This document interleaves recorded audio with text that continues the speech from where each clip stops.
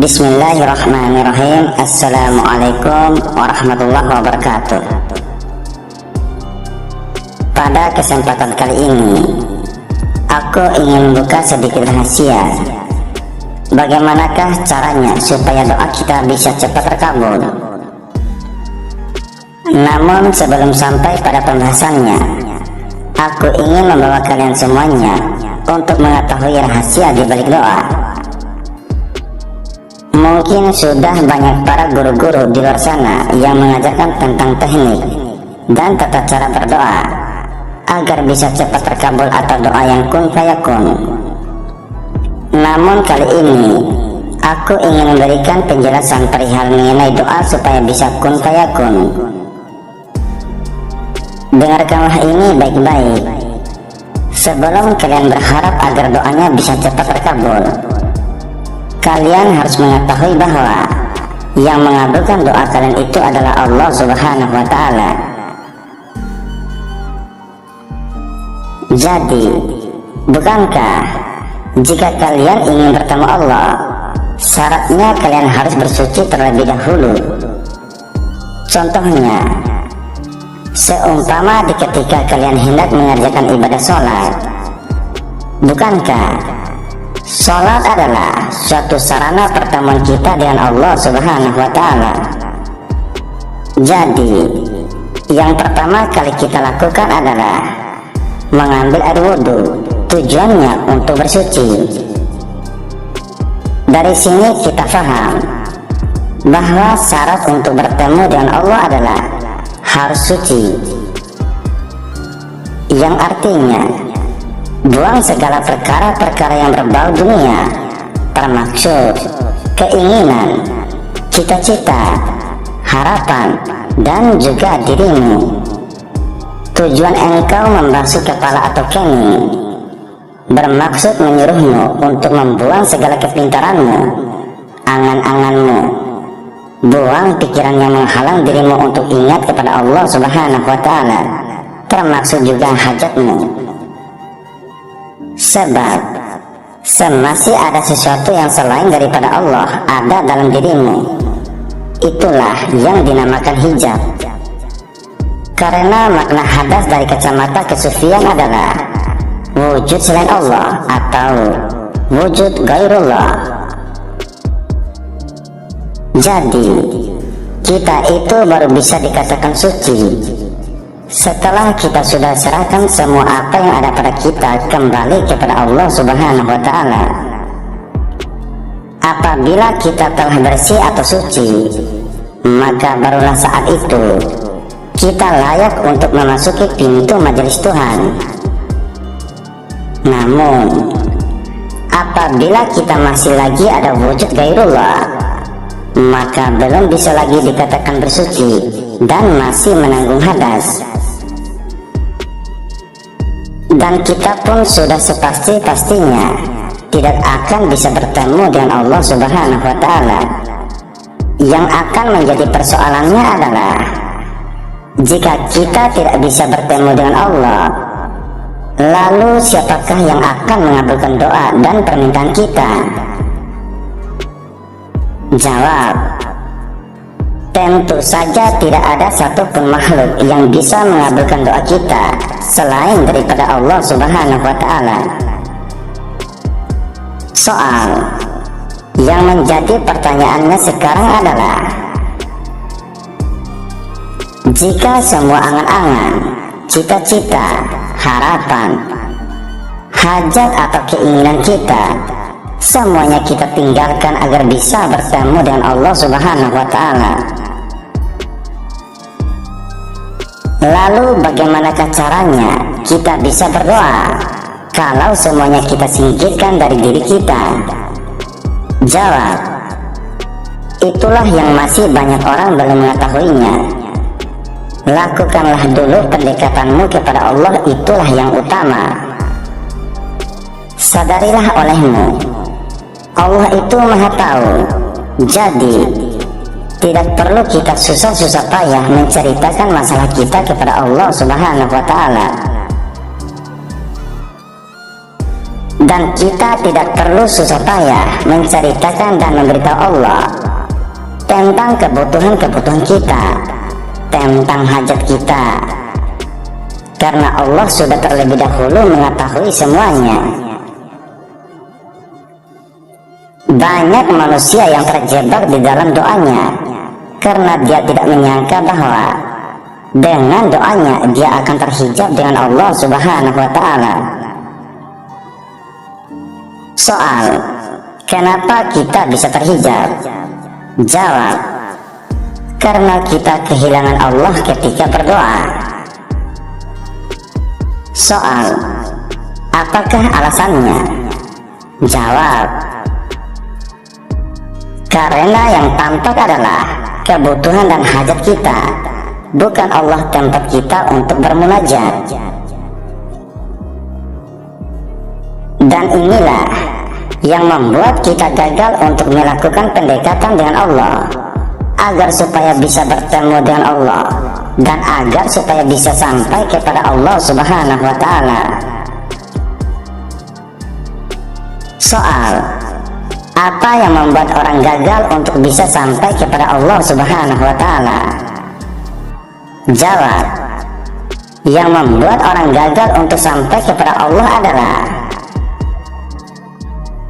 karena mereka mendekatkan diri kepadanya bukan untuk tujuannya kepada Allah, tetapi untuk mengajukan berbagai macam permohonan dan keinginan. Karena mereka lebih mencintai urusan lahiriah yang cenderung ke duniawi ketimbang urusan alam kembali, yaitu akhirat. Kecenderungan orang melakukan pendekatan pada Allah karena mengharapkan sesuatu, atau karena orang tadi dalam keadaan susah. Keinginan lahiriah itulah yang memenjarakan kita menuju ma'rifat. Ruang kosong antara jarak, jeda, pemisah yang merintangi kedekatan kita dengan Sang Pencipta. Jalan penghalang tadi berupa semua keinginan lahiriah yang diistimewakan oleh nafsu keduniawian, karena ingin berkuasa, ingin kekayaan, inginkan kebahagiaan, dan banyak keinginan. Itu semua yang dinomorsatukan. Lahirlah keserakahan. Jika itu yang masuk ke dalam jiwa dan pikiran kita, maka hati ini akan terasa gelap. Mana mungkin orang seperti ini dapat menuju kedekatan dengan Tuhannya? Padahal untuk mendekat kepadanya pun kita harus mencari cahaya. Jika tidak, tentu membabi buta. Nah, itulah penggoda atau penghalang manusia untuk meraih kedekatan dengan Allah yang perlu harus kita ingat dan kita sadari. Pertanyaan, kenapa ya banyak orang yang berdoa, beribadah, berikhtiar, tetapi bertambah stres dan gelisah?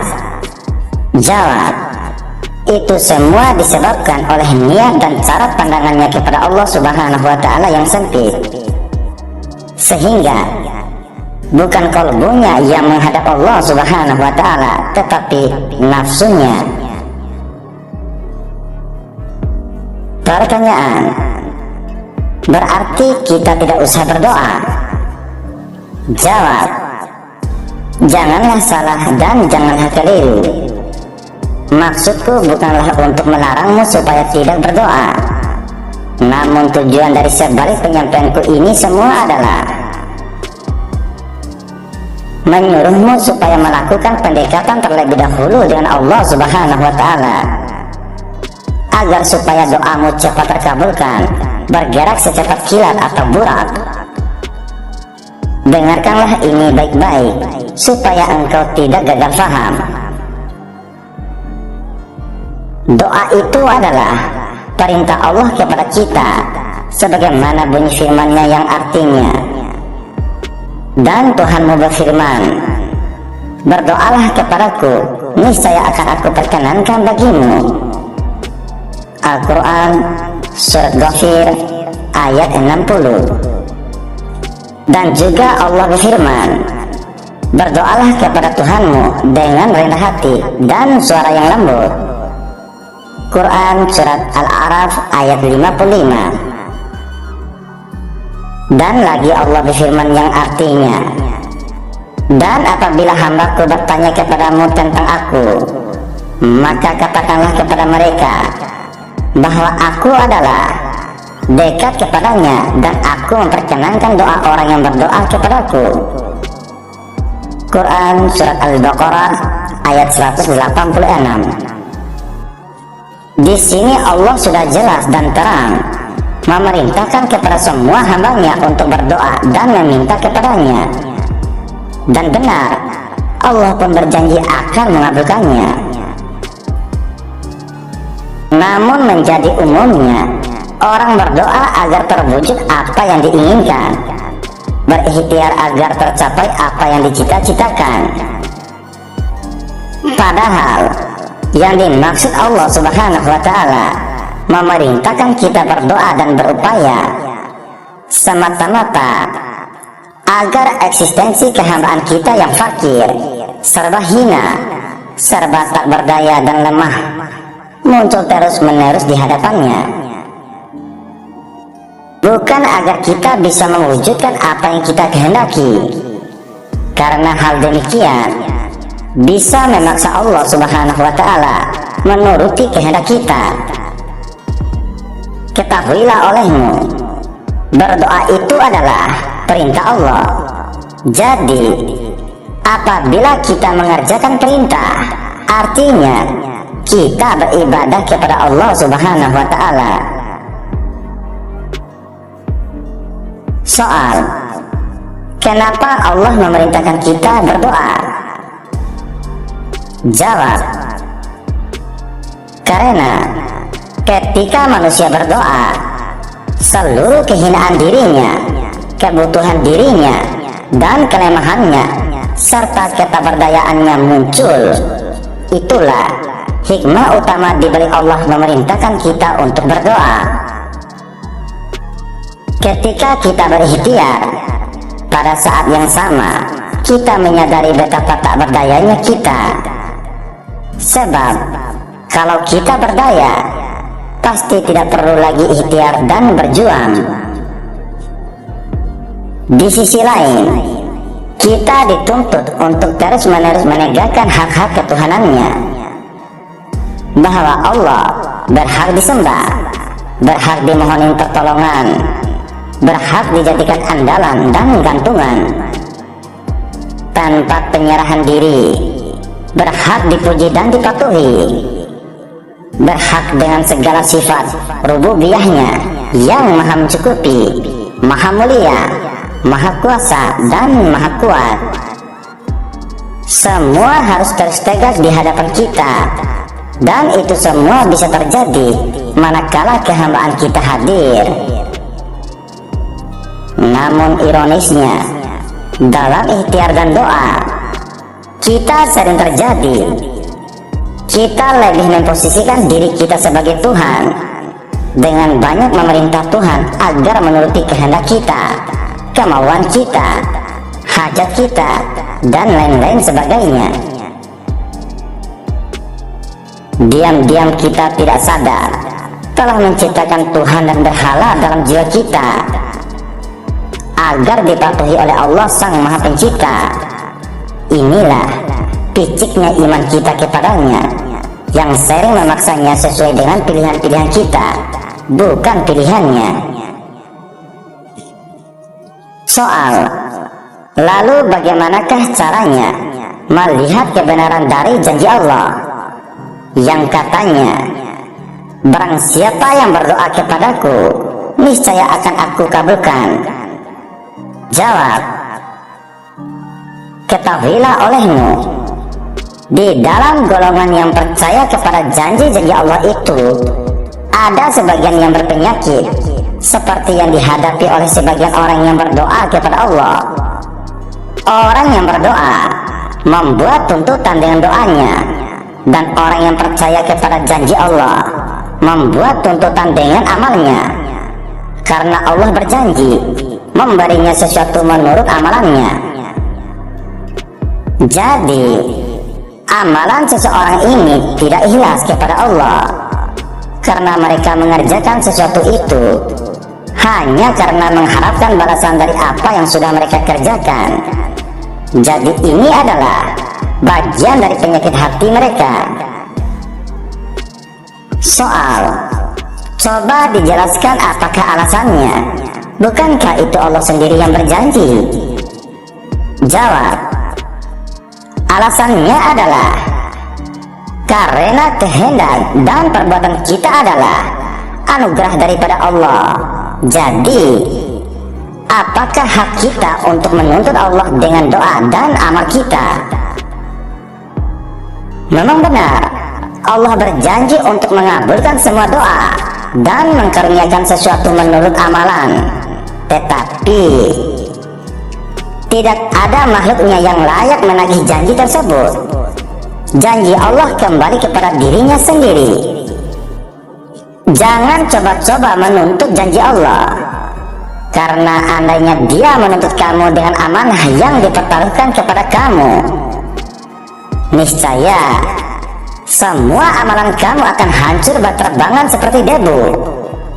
Tidak ada walaupun sebesar zarah pun yang layak dipersembahkan kepadanya apabila kamu dihadapkan kepada keadilan Allah Subhanahu wa Ta'ala.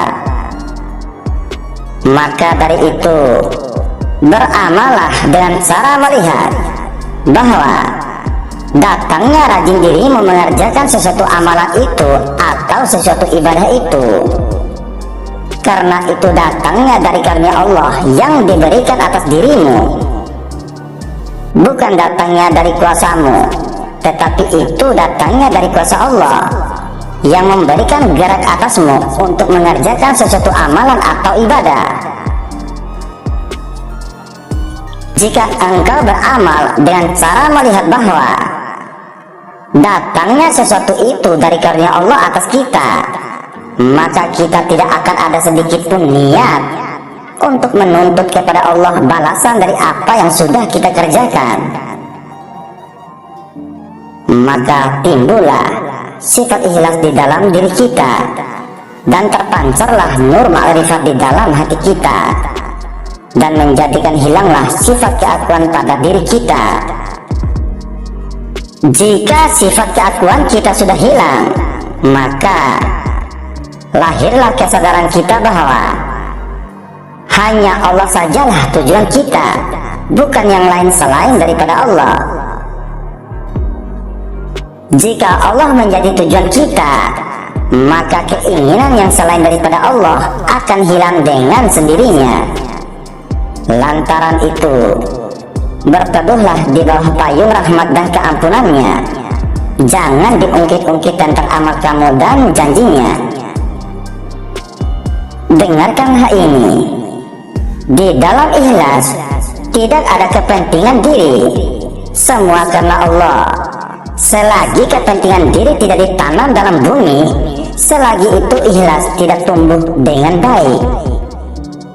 Dia menjadi sempurna apabila wujud diri itu sendiri ditanamkan. Bumi tempat menanamnya adalah bumi yang tersembunyi, jauh daripada perhatian manusia lain. Dia adalah umpama kubur yang tidak bertanda. Ketahuilah olehmu, wahai fulan bin fulan, wahai fulan binti fulan, sekiranya Allah mengkaruniakan kepada kita semua yang ada di dalam bumi dan langit, maka pemberiannya itu tidak sedikit pun mengurangi kekayaannya. Andaikan Allah menahan dari memberi, maka tindakan demikian tidak sedikit pun menambah kekayaan dan kemuliaannya. Jadi, dalam soal memberi atau menahan, tidak sedikit pun memberi kesan kepada ketuhanan Allah Subhanahu wa Ta'ala. Ketuhanannya adalah mutlak, tidak sedikit pun terikat dengan kehendak, doa, dan amalan hamba-hambanya. Di dalam Al-Quran, Allah Subhanahu wa Ta'ala berfirman yang artinya, dia tidak boleh ditanya tentang apa yang dia lakukan, sedang mereka lah yang akan ditanya kelak. Al-Quran Surat Al-Anbiya ayat 23. Dan Allah berkuasa melakukan apa yang dikehendaknya. Quran Surat Ibrahim ayat 27. Semuanya itu tunduk di bawah kekuasaannya.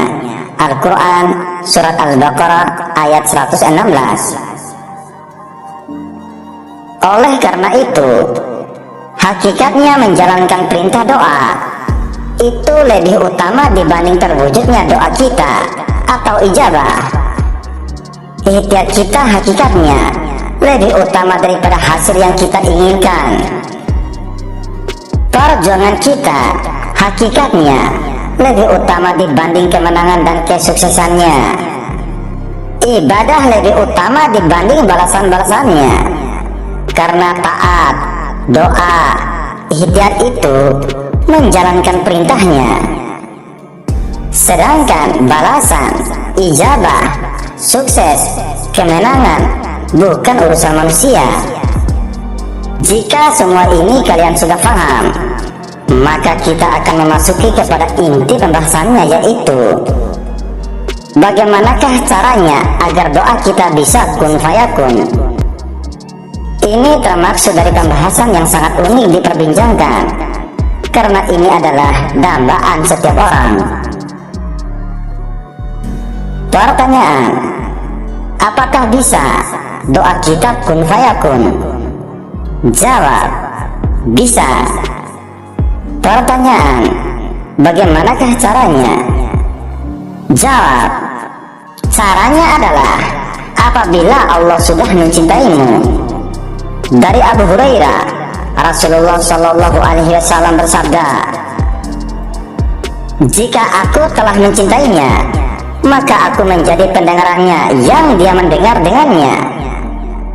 Aku menjadi penglihatan yang dia melihat dengannya, menjadi tangan yang dia memukul dengannya, menjadi kaki yang dia berjalan dengannya. Jika dia memohon kepadaku, niscaya akan aku berikan, dan jika dia meminta ampun kepadaku, niscaya akan aku ampuni, dan jika dia minta perlindungan kepadaku, niscaya akan aku lindungi. Hadis riwayat Bukhari. Pertanyaan, bagaimanakah caranya agar Allah mencintai kita? Jawab, dari Abu Hurairah, Rasulullah Shallallahu Alaihi Wasallam bersabda, tidak ada yang paling aku cintai dari seorang hamba kecuali beribadah kepadaku dengan sesuatu yang telah aku wajibkan kepadanya. Hambaku tidak henti-hentinya mendekat kepadaku dengan ibadah-ibadah sunnah hingga aku mencintainya.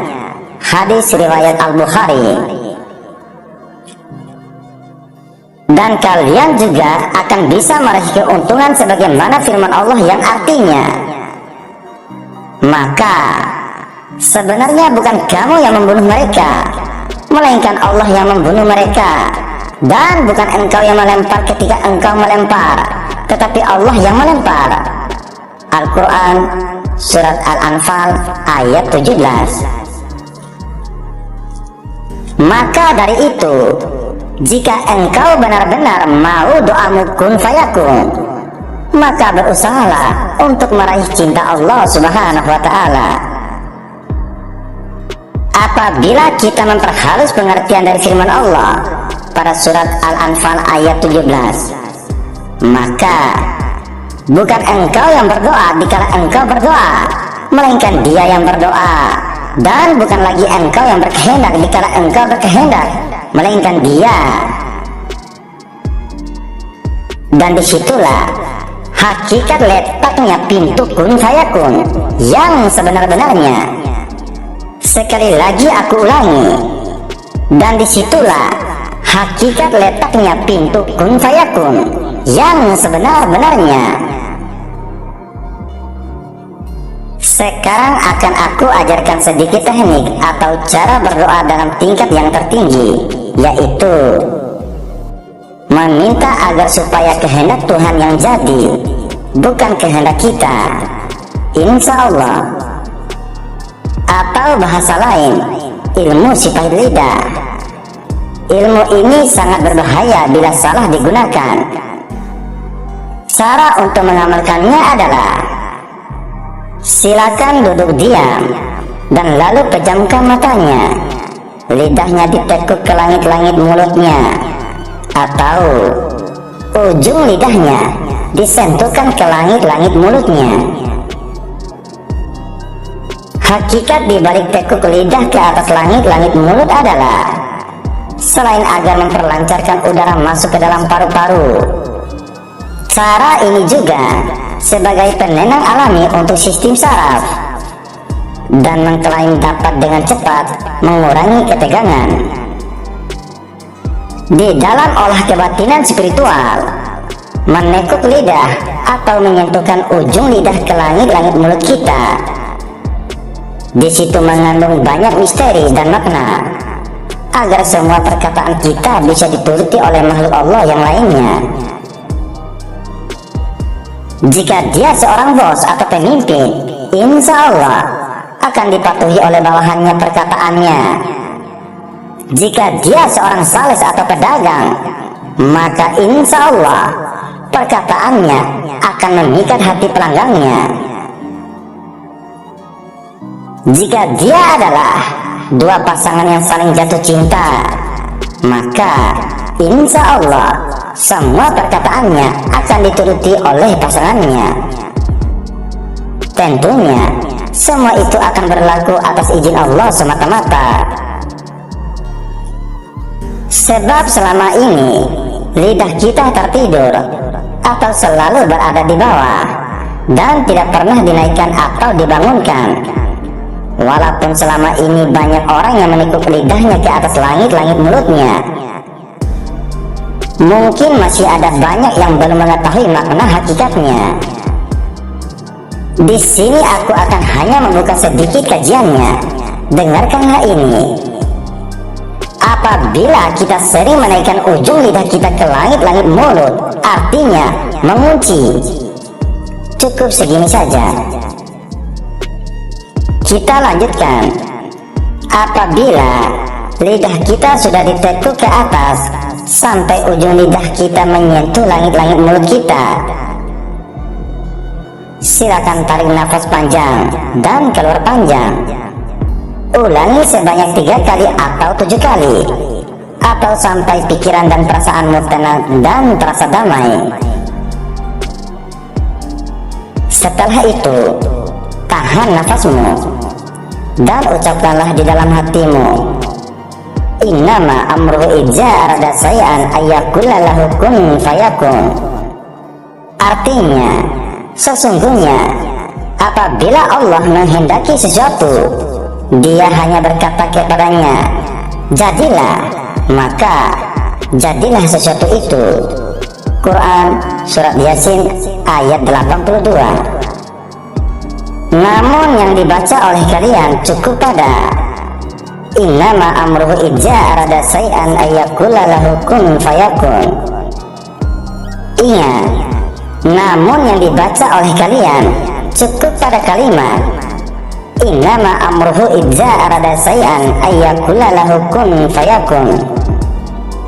Tidak usah ditambah artinya, karena dia akan bunyi dengan sendirinya. Ulangi bacaan itu sebanyak 33 kali secara istiqomah. Tetapi kalau saat kita tarik nafas dan tahan, bacalah semampunya saja. Mau 1 kali atau 2 kali atau 3 kali ulangan sesuai kemampuannya. Jika sudah tidak kuat, silakan nafasnya dihembuskan lalu tarik lagi. Ingat, jangan paksakan dirimu di saat menahan nafasnya. Jika engkau kuat tahan nafasnya dalam 1 kali bacaan, cukup dilakukan sampai 1 kali bacaan saja. Jika kamu kuat sampai 2 kali bacaan, cukup lakukan sampai 2 kali bacaan saja. Dan juga harus diingat, usahakan bacanya pelan-pelan atau slow.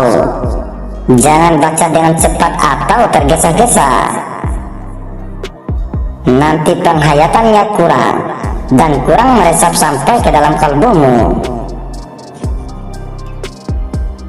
Setelah itu, bacalah doa di bawah ini sebanyak 7 kali atau sampai 11 kali. Caranya sama seperti yang pertama. Dan inilah doanya. Ya Allah, bukanlah kehendakku yang jadi, melainkan kehendak-Mu lah yang terjadi. Ulangilah bacaan ini sebanyak 3 kali atau 7 kali atau 11 kali atau secukupnya. Doa ini terlihat memang singkat, namun memiliki kelebihan yang sangat luar biasa sekali dan memiliki kedalaman makna atau arti.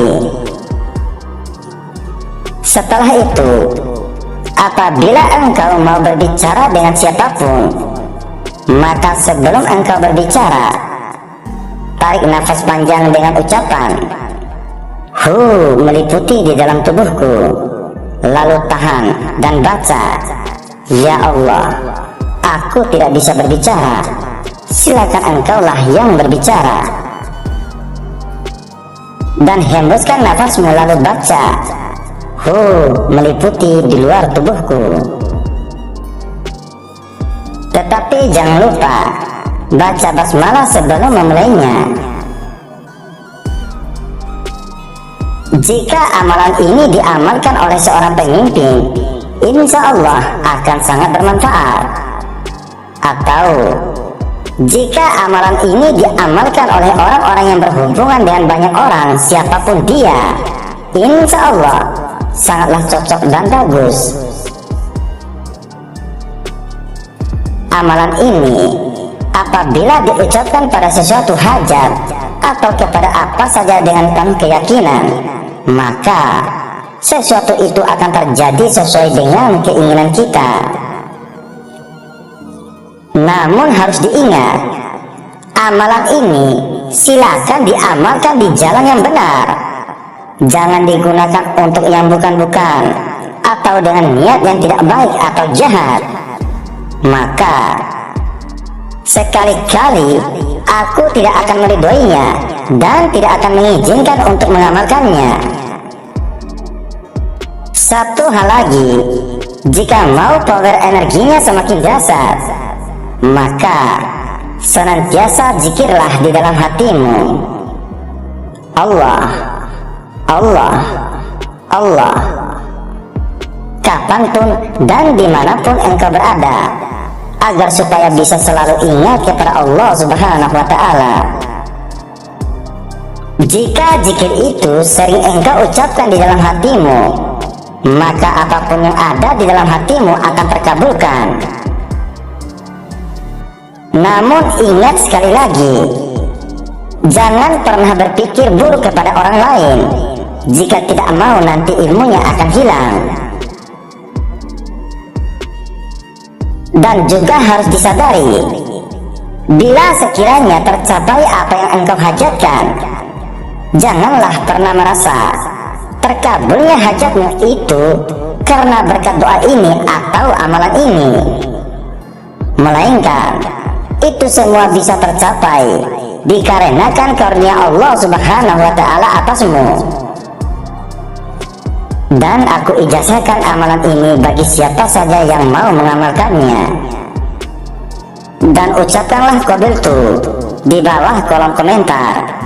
Ketahuilah, faidah yang aku sebutkan ini barulah sedikit keutamaan dari sekian banyak keutamaan lainnya. Dan masih banyak keutamaan yang sangat istimewa. Namun cukuplah setakat ini dulu untuk kalian ketahui.